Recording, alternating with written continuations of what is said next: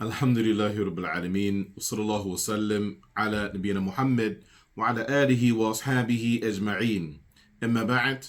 We continue with our daily lessons as we now come to the section that is entitled Min Adab al-Du'a, from the etiquette of Du'a.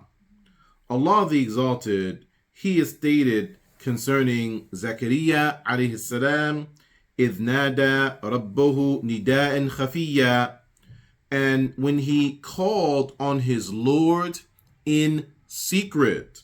And He the Exalted, He stated, أُدْعُوا رَبَّكُمْ تَضَرُّعًا وَخُفْيَةً إِنَّهُ لَيُحِبُّ الْمُعْتَدِينَ, and make dua to your Lord with humility and in secret. Certainly He does not love the transgressors.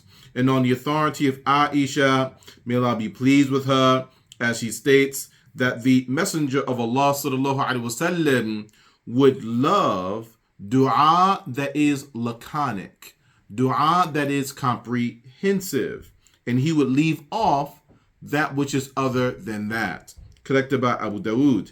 And on the authority of Jabir, may Allah be pleased with him, as he states that the Messenger of Allah sallallahu alaihi wasallam has said, do not make dua against your children, and do not make dua against your wealth, lest you meet the hour with Allah in which He is answering dua, in which He is answering supplication.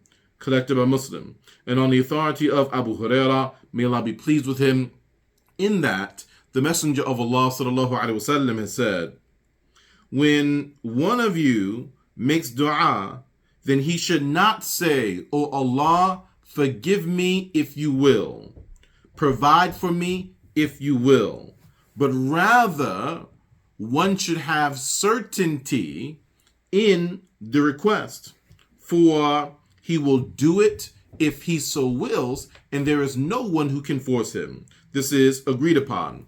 Asharh, the explanation. Dua, it is an immense act of worship that Allah the Exalted has legislated, and it also has adab, it has etiquette that brings the one who is supplicating nearer to Allah and places the servant in a space where it is more probable for the dua to be responded to in a fashion that the servant would find desirable. So it is appropriate for the one who is supplicating to have zeal in adhering to the etiquette of dua, to the etiquette of supplication, such as lowering the voice due to what is within that of khushu' and tadallul, due to what is within that of humility and focus. And one should choose supplications that are more holistic or more comprehensive, laconic if you like.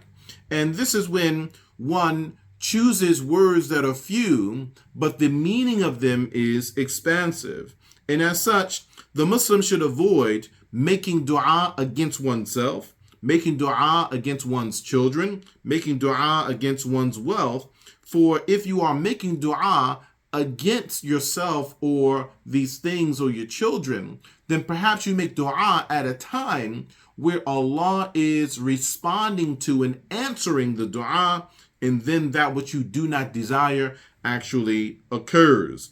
And from those important matters that are appropriate that we abstain from in dua is connecting our dua to the Mashiach, or to the will of Allah, due to what is within that of displaying independence from Allah, and due to what is within that of an absence of emotional charge and a sense of urgency inside of one's request. Al-Fawaid, points of benefit from the section. Firstly, the encouragement of lowering the voice with dua due to what is within this of humility, focus, and concentration.